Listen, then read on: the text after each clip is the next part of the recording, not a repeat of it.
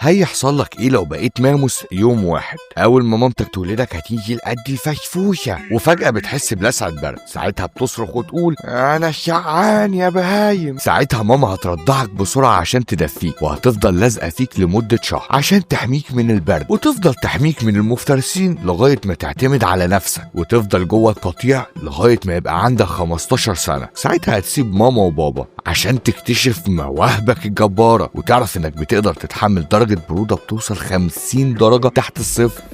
وزنك كان بيوصل 6 طن، ورغم كل ده بتقدر تجري بسرعة 40 كيلومتر في الساعة. وشع انت ما بردوشك. وطول انيابك كان بيوصل 4 متر.